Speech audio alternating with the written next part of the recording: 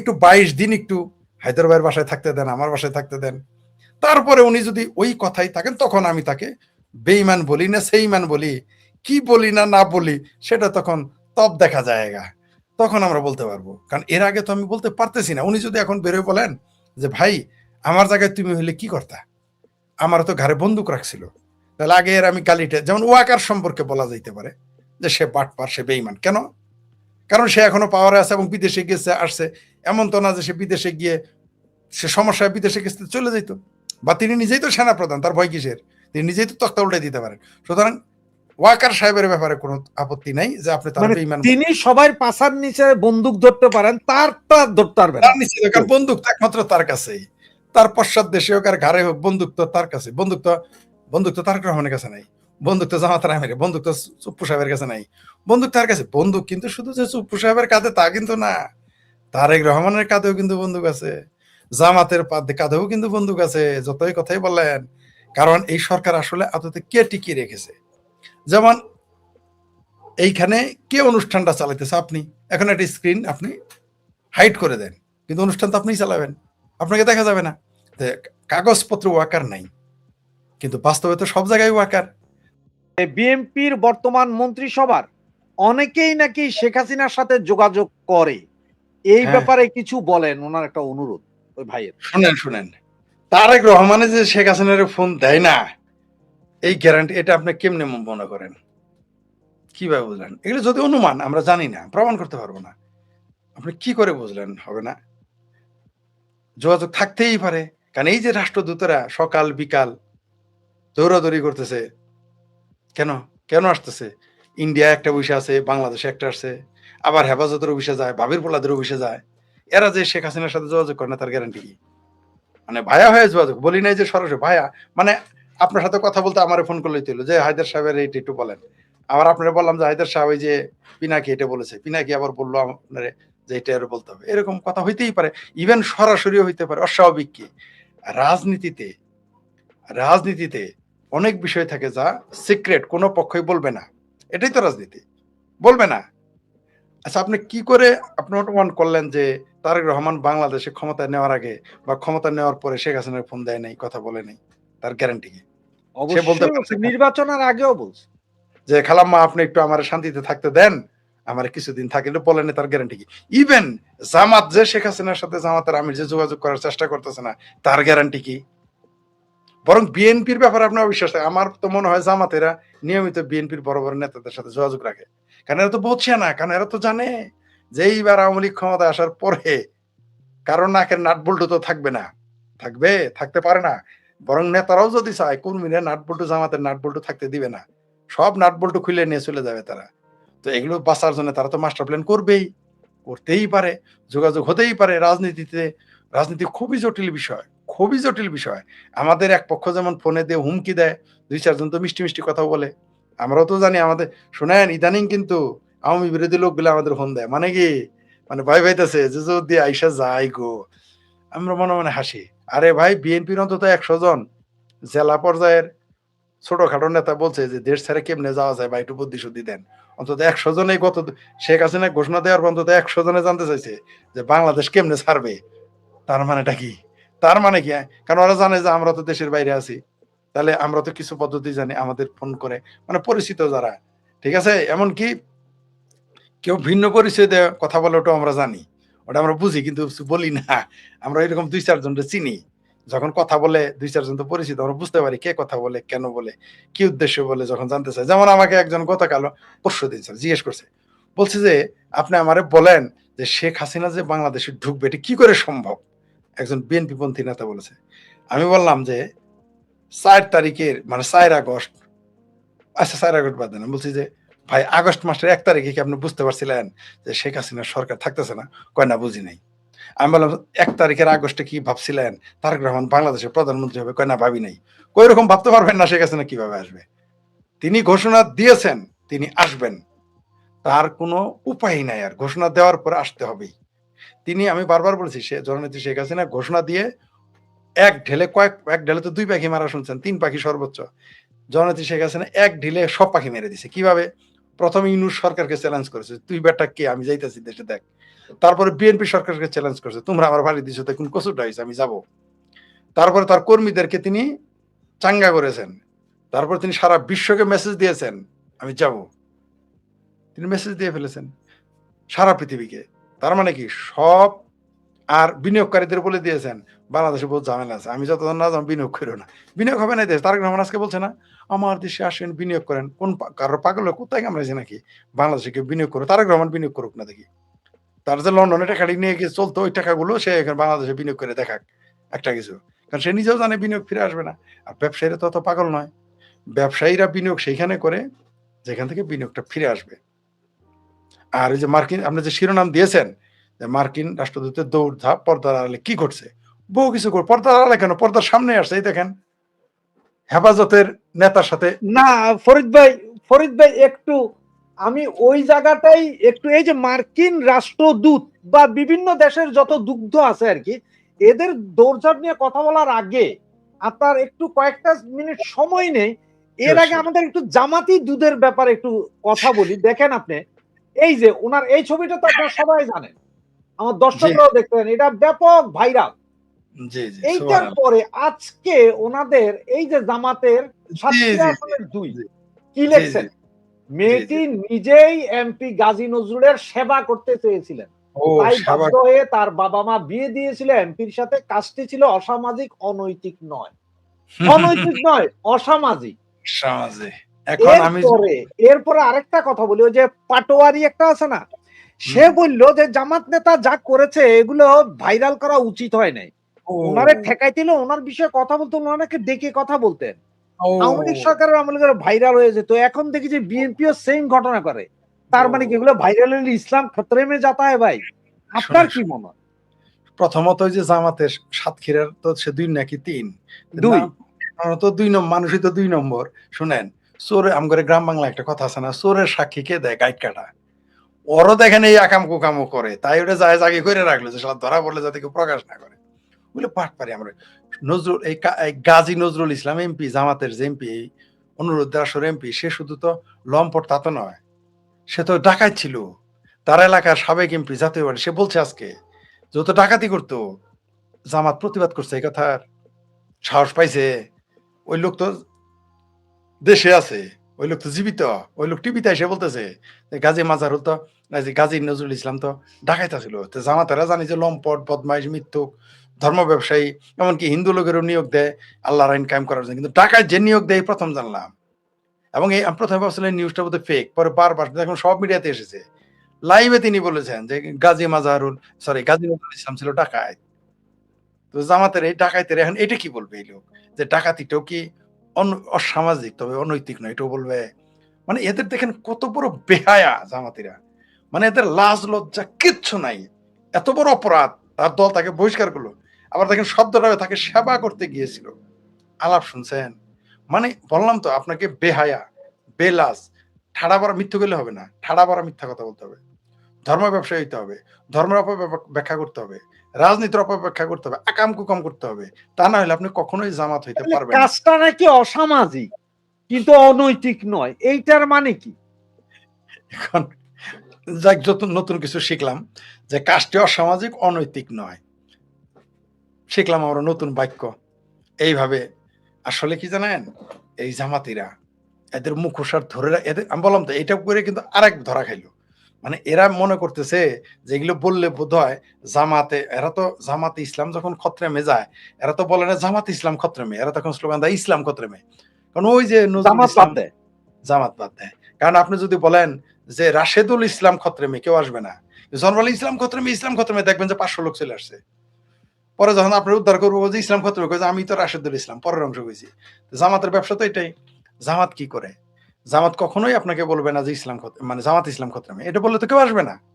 জামাত ইসলাম খত্রামে বললে বাংলাদেশের জামাত ইসলামের আসবে না, কিন্তু ইসলাম খত্রামে বলে, এই দেখেন জামাতের সমালোচনা করলে যখনই আপনি জামাতের নেতা আপনি বলবে যে ইসলাম বিদ্বেষী। কিন্তু এরা বলাৎকার করবে, লুচ্চামি করবে, লাম্পট্য করবে।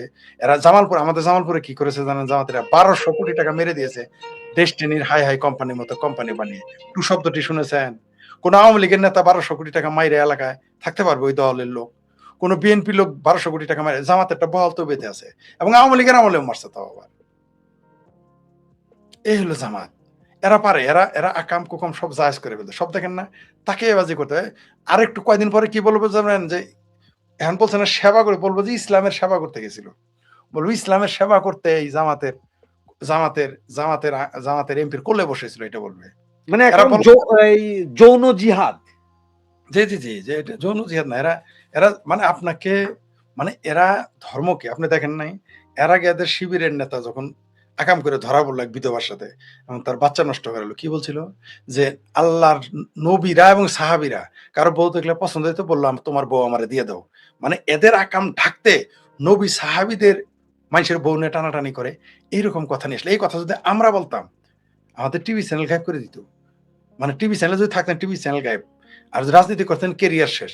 আর জিন্দা তো বাঁচতেই পারতেন না। কিন্তু তারা বলে ফেলেছে, মানে জামাতিরা প্রয়োজনে নিজেদের আকাম কুকাম জায়েজ করতে, এরা প্রয়োজনে নবী রাসূলরা তো নিয়ে আসছে, সাহাবীদের নিয়ে আসছে, এবার আল্লাহরে নামায় আনবে। কয়েকদিন পরে দেখবেন আল্লাহর নামে আনবে, আল্লাহ এটা করছে। কিছুদিন পরে এগুলো বলবে। এদের পক্ষে সব সম্ভব। কারণ জামাত তো আসলে ওটা ইসলাম না, ওটা হলো জামাতে ইসলাম।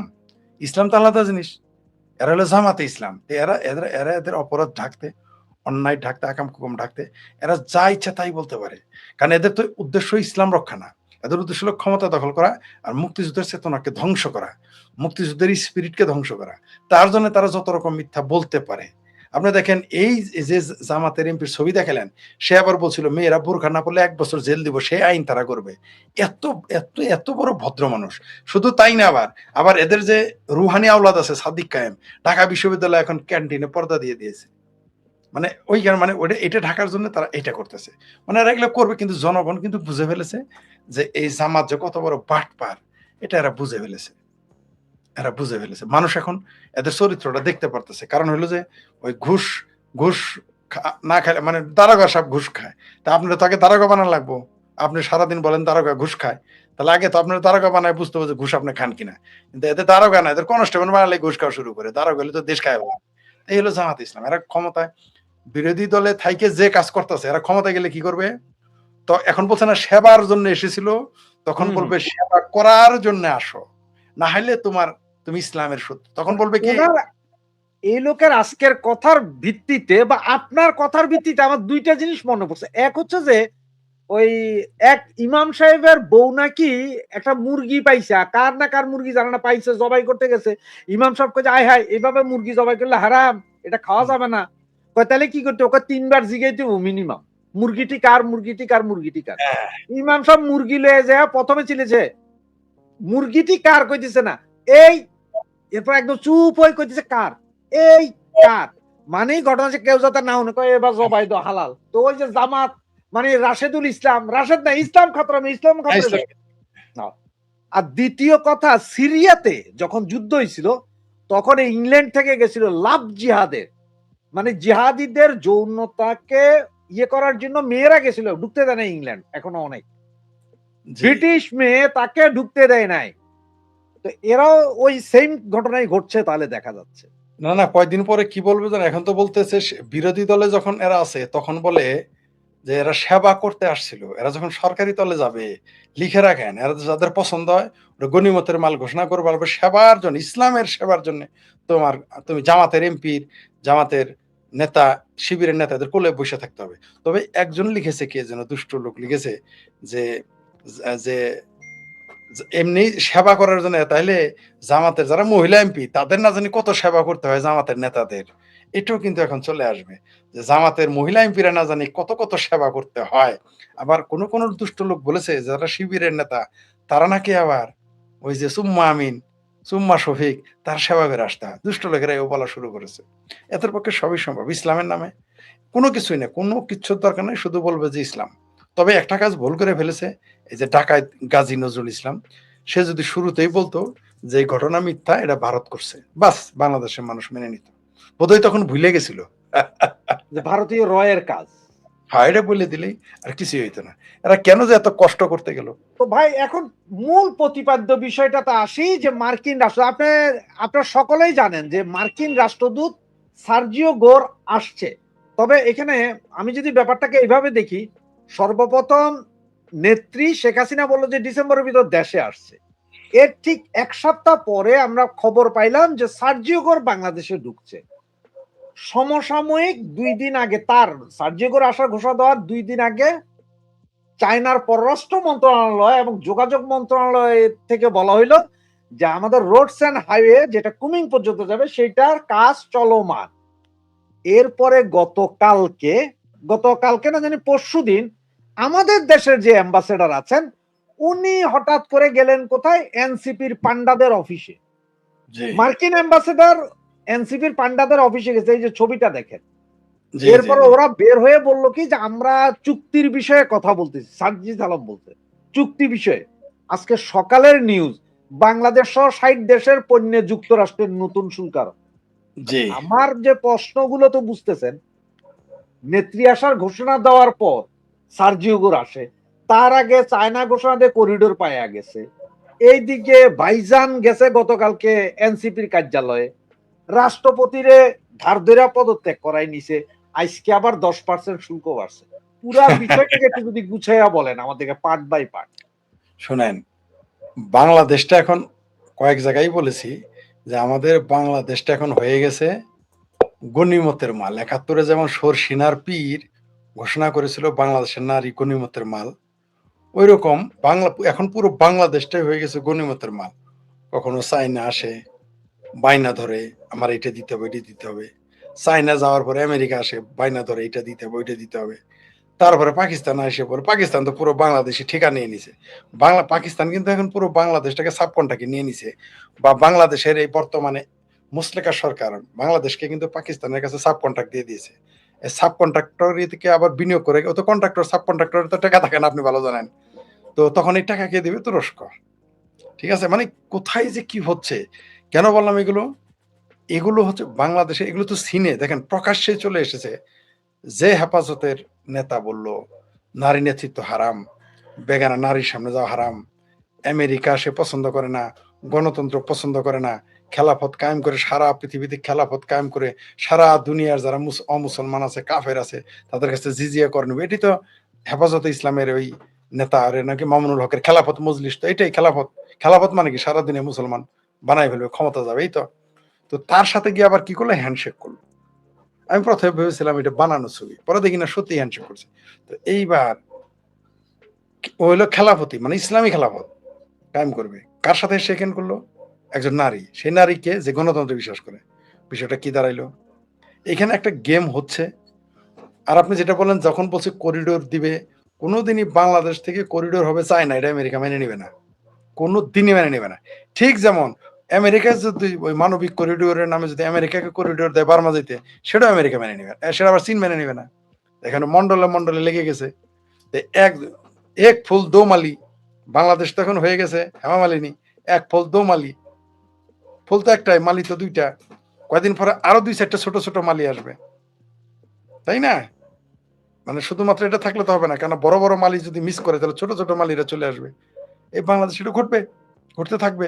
আর এরা যে আসছে, প্রেসিডেন্ট রাষ্ট্রপতিকে ঘেটি ধরে হোক আর পায়ে ধরে হোক আর ডর দেখায় হোক আর ভালোবাসে হোক সরাইছে।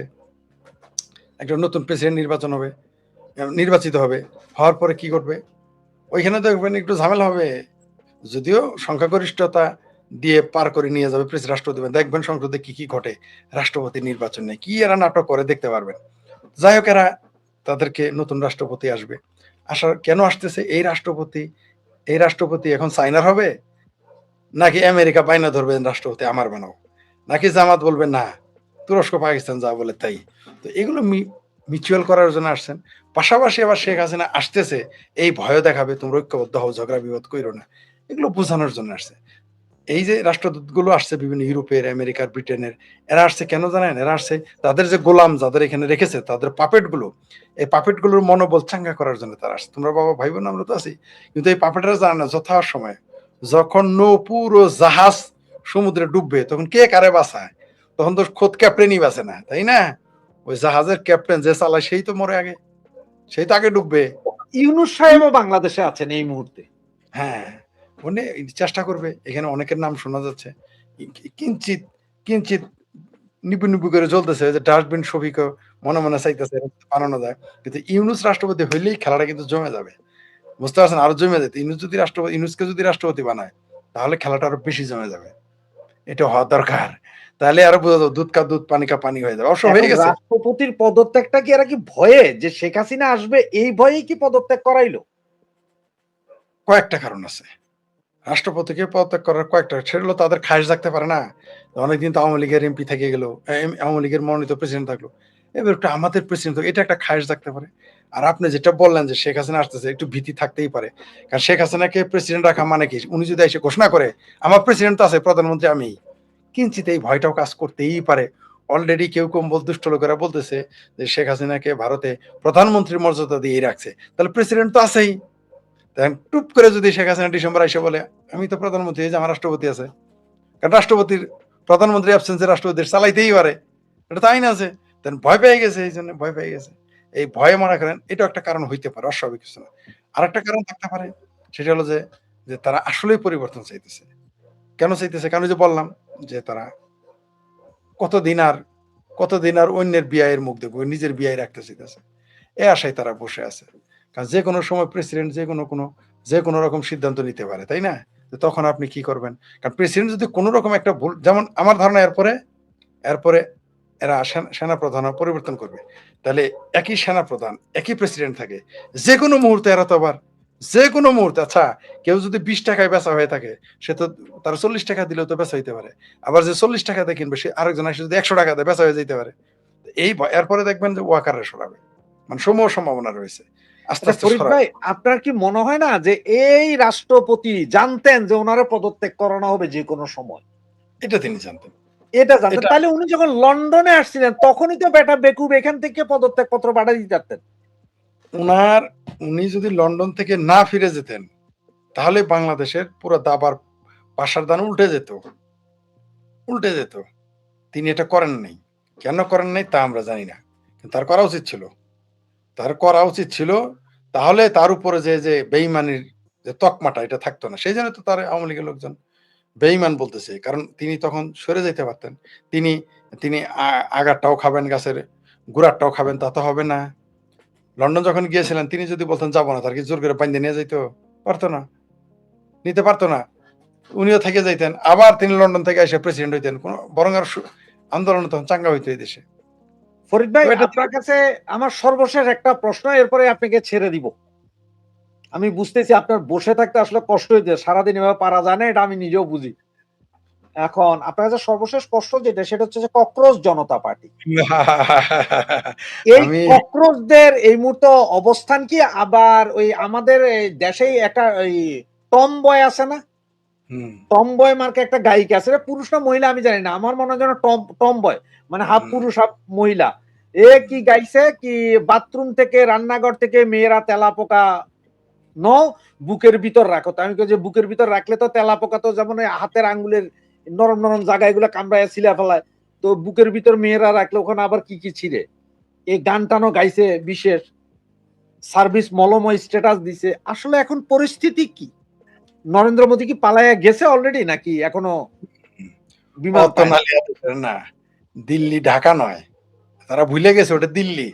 দিল্লি দূর হনুস্ত। দিল্লি বহুত দূর। এটা তারা বুঝে নাই। এরা মনে করেছে যে ওইখানেও একটা ওয়াকার আছে, ওইখানেও একটা ইউনুস আছে। যদিও সব স্ক্রিপ্ট এক। আপনি দেখেন নায়ক, নায়িকা, গায়ক, গায়িকা, তথাকথিত সেলিব্রিটি, তথাকথিত মানবাধিকার কর্মী, তথাকথিত গণতান্ত্রিক কর্মী এখানে গিয়ে হাজির। তাই না? আমরা দেখলাম। কিন্তু ওইটা ভারত। ওইখানে গণতান্ত্রিক পদ্ধতিতে আপনাকে সরকার পরিবর্তন করতে হবে। আপনি চাইলেই ওইখানে কেউ এসে বলবেন না, আউযুবিল্লাহি মিনাশ শাইতানির রাজিম, বিসমিল্লাহির রহমানির রহিম। আমি ঘোষণা করলাম আমি বাংলাদেশের প্রেসিডেন্ট। ওই ফাত্রামি তো ভারতে খাটবে না। খাটবে? অথবা না। ওখানকার সেনাপ্রধান ওয়াকারের মতো এসে বলতে পারবেন না যে, "নরেন্দ্র মোদী সাহেব, আপনি বিমানে উঠেন, আপনি দুবাই চলে যান। অথবা আপনি রাশিয়া চলে যান।" বললেই তো আর যাবে না। কারণ ওই দেশের সেনাপ্রধান প্রতিরক্ষা মন্ত্রীর অফিসে গেলে পারমিশন নিতে হয়। তাকে পারমিশন নিতে হয়, "স্যার আমি আসবো, একটু অ্যাপয়েন্টমেন্ট দিবেন?" প্রতিরক্ষা মন্ত্রীর বেলায় এই দশা ঘটে। তাইলে ৩ দিন আগে অ্যাপয়েন্টমেন্ট নিতে হয়। তাহলে প্রেসিডেন্টের সাথে দেখা করতে, প্রধানমন্ত্রীর সাথে দেখা করতে কি অবস্থা? আর প্রেসিডেন্টের সাথে দেখা করতে ওই যে সেনাপ্রধানের কি? এর মানে এই না যে তারা সেনাপ্রধানদেরকে অবমূল্যায়ন করে, তা না। অর্থাৎ যার কাজ, ভারতে হলো যার কাজ তারই সাজে, অন্য করলে ঝাঁঝর বাজে। আপনি দেখেন বাংলাদেশে পর্দার পেছনে হলো সেনাবাহিনী, আর পাকিস্তানে পর্দার সামনে হলো সেনাবাহিনী। ভারতে কোনদিন শুনেছেন সেনাবাহিনী কু করেছে? করে নাই, কোনদিন করবেও না। কারণ ভারতে গণতান্ত্রিক ব্যবস্থা প্রতিষ্ঠিত, ওইখানে গণতন্ত্র প্রতিষ্ঠিত হয়েছে। আপনি চাইলে ওইখানে যা ইচ্ছা তাই করতে পারবেন না। আর ভারতের জনগণ তা মেনে নিবে না। ভারতের অবকাঠামো, রাষ্ট্র মানে রাজনৈতিক কাঠামো আমাদের বাংলাদেশের মতো তো না। এমনকি ভৌগোলিক পরিবেশও তো তাই না। ওইখানে রাজ্য সরকার আছে। তারপরে উচ্চ কক্ষ, নিম্ন কক্ষ ২ ভাগে বিভক্ত। সেই সরকারগুলো আপনি কি করবেন? জোর করে ক্ষমতা নিবেন? এত সস্তা? বললেই হয়ে যাবে? তারা তো ভোটে নির্বাচন। আপনি কি মনে হয় যে তেলাপোকা যেগুলা আছে, ওই তেলাছোরা যেগুলা আছে, মনে করে যে কালকে ক্ষমতা নিব। এর চেয়ে বড়, বড় আন্দোলন কি হয় নাই?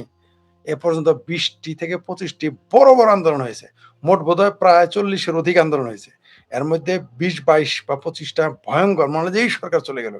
২০১৪ সালে নরেন্দ্র মোদী ক্ষমতায় আসার পরের থেকেই তো কইতেছে, এই সরকার টিকবে না, এই সরকার টিকবে না। বলতেছে না? এখন তো বলতেছে বাংলাদেশের কিছু গায়ক, বাংলাদেশের কিছু চিঙ্কুবাম, এদের এদের আরো জোয়ার উঠছে। ওই যে কার্তিক মাসে কুকুরের মতো এদের জোয়ার উঠছে। মনে হয় যে এরাই ক্ষমতায় চলে যেতেছে এরকম। এদের আকলও নাই। এই চিঙ্কুবামদের কোনো আকল বুদ্ধি কিচ্ছু নাই।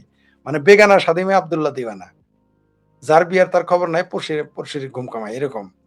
মানে নরেন্দ্র মোদী কি হলো এর জন্য বাংলাদেশের চিঙ্কুবামরা পোস্ট দেয়, এরা গান গায়। মানে এরা তো জীবনে কোনদিন মেম্বার হইতে পারবে না। মনে করছে ষড়যন্ত্র করে বাংলাদেশে ক্ষমতায় আসছে, ঢাকা দখল করছে, মনে করছে যে ভারতেও এটা সম্ভব। অত নাহলে আদেশের না। আর ভারতের মানুষ জানে তারা দেশের সাথে সবাই ঐক্যবদ্ধ থাকে। ওইখানে বেঈমান আছে ঠিক আছে, কিন্তু এত বড় বেঈমান ওইখানে নাই যে একটা গণতান্ত্রিক সরকারকে উচ্ছেদ করে দেবে। কালকে যদি যে সরকারকে উচ্ছেদ, পরের সরকারের উপর পরিণতি কি হবে? আচ্ছা ধরে নিলাম নরেন্দ্র মোদী ক্ষমতায় থাকলো না, চলে গেল, পদত্যাগ করলো, তো আরেকজন হবে, সমস্যা কি? প্রধানমন্ত্রী অগ্রদের কি নেতার অভাব?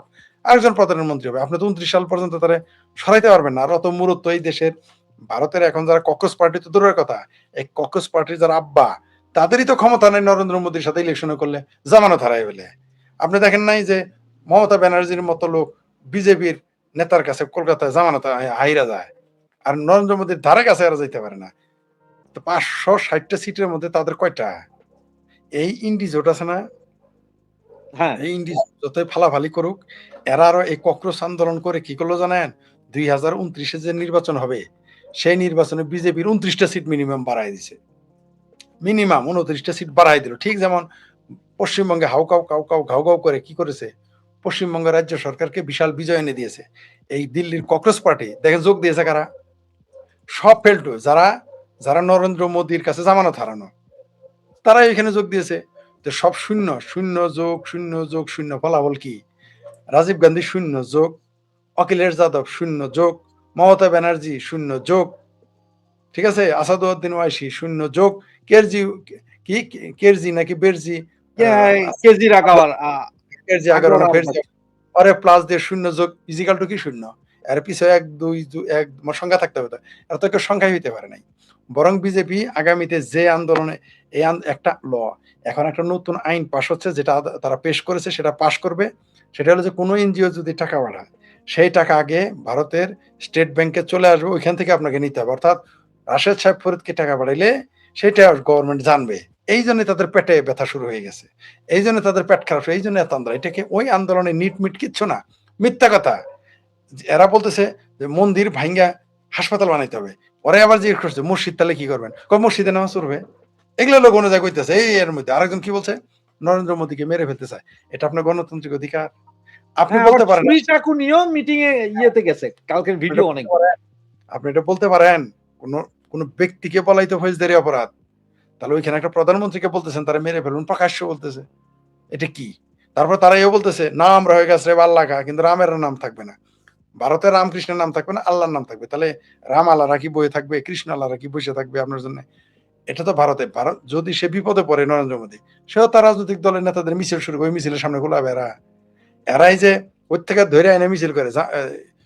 নাই বিজেপির লোক নাই, নইলে এমনি সিট পাইছে। এই কয়েকদিনের মধ্যে পাস হবে সংসদে। সেখানে এটা পাস হয়ে গেলে যারা ওইখানে গেছে সব এনজিওর দোকানদার। সব এনজিওর দোকানদার পেটের ব্যথা লেগে গেছে। কারণ এই আইনটা পাস হইলে যেটা করতে যাচ্ছে, এনজিওর টাকা পয়সা আসলে হিন্দুদের খ্রিস্টান বানানো যাবে না, হিন্দুদের মুসলমান বানানো যাবে না। বিদেশ থেকে মধ্যপ্রাচ্যে টাকা আসবে মুসলমান বানানোর জন্য, পশ্চাত্য থেকে টাকা আসবে খ্রিস্টান বানানোর জন্য। সেই এনজিও গুলো একে একে ধরা খাবে। কারণ যত টাকা আসবে সরকার তো জানবে, এই হায়দার তো তোরে ৫ কোটি টাকা পাঠাইছে, কি করছিস টাকা দিয়ে? কারা কারা দিছস একটু শুনি। তা আপনি নয় বাটপারি করে ৫০ লাখ খাইতে পারবেন, কিন্তু ৪.৫ কোটির হিসাব তো দিতে হবে। এই জন্য তাদের পেটে কামড়ে। অরুন্ধতী গং ধরা, সিংকু বামদেব ভারতে, বাংলাদেশে বামদের দেখে না, রেজনা বন্যা, সরি রেজনা হাসান তার এনজিও মালিক।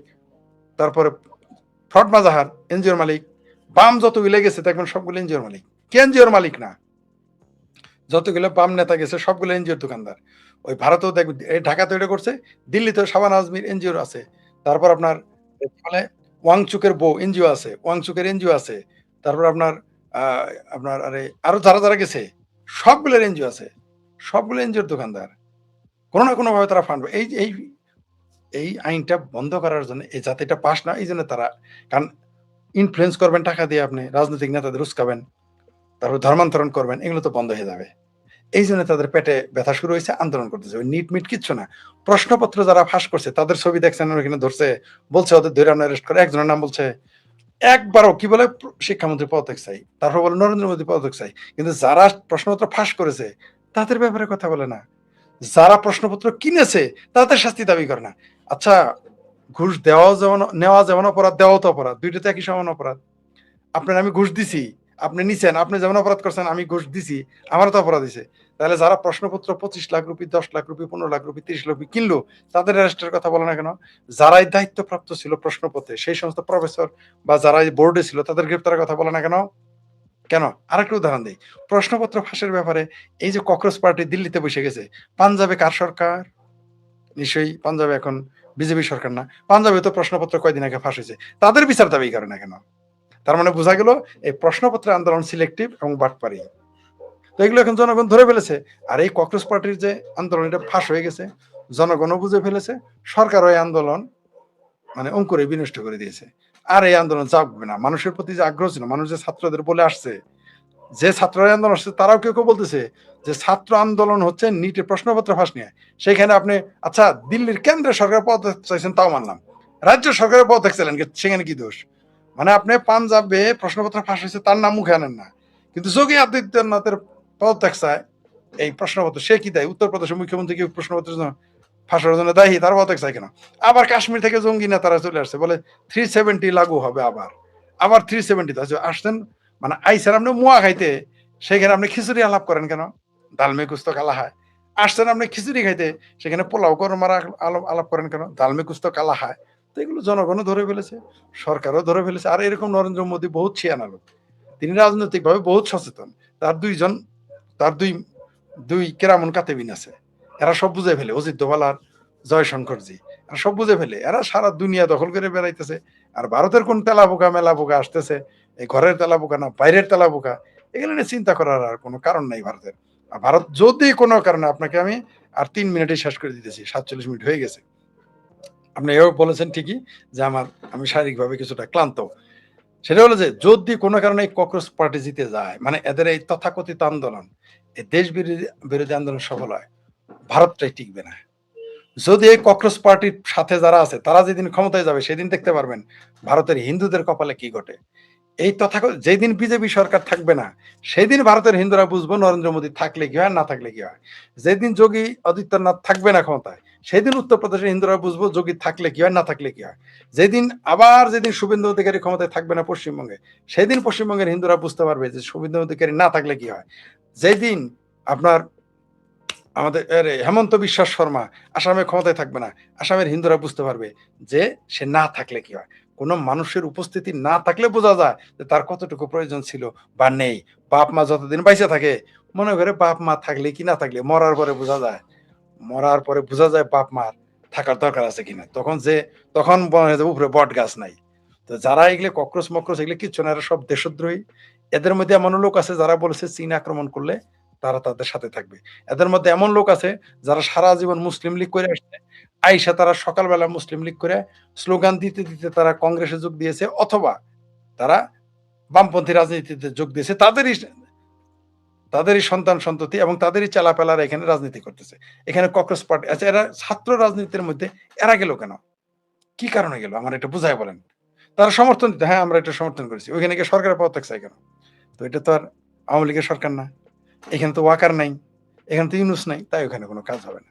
এবং দেখতে পারবেন, আমি আবার বললাম, এই যে এরা 29 এই ককরোচ পার্টির আন্দোলন 29 সালে বিজেপি সরকারের 29টা সিট এরা বাড়িয়ে দিল বলে আমি মনে করি। জি, ধন্যবাদ। শোনা যাচ্ছে না। অনেক তো রাজনীতি সমাজনীতি দুর্নীতির কথা বললাম। আপনি 1 মিনিটের ভেতরে যদি আমার দেশের গরিব মানুষ, খেটে খাওয়া মানুষ, মধ্যবিত্ত মানুষের অবস্থানটা একটু দেখেন, আমি দেখাচ্ছি একটা ফটো কার্ড। এই যে সবজির দাম যেন সেঞ্চুরি, আর কাঁচামরিচের ঝাঁজ 3 গুণ। কাঁচামরিচ 300 টাকা, টমেটো 160, গাজর 130, বরবটি 120, করলা 120, উচ্ছে 140, বেগুন, শশা, মানে সব জিনিসের দাম চরম বাড়তি। সাথে সারা দেশে গ্যাস সংকট, রান্নার চুলা জ্বলছে না, তেল সংকট, গাড়ি চলছে না। আমার দরিদ্র মানুষের কি অবস্থা হবে? এই সরকার তো, এই সরকার ধনীদেরও সরকার না। সারা পৃথিবীতে দেখবেন পুঁজিবাদী যারা যারা ধনী তাদের সরকার হয়। এই বাংলাদেশে প্রথম একটা সরকার আসছে না, এরা গরিবের সরকার, গরিবের সরকার তো নয়, এরা ধনীর সরকারও না।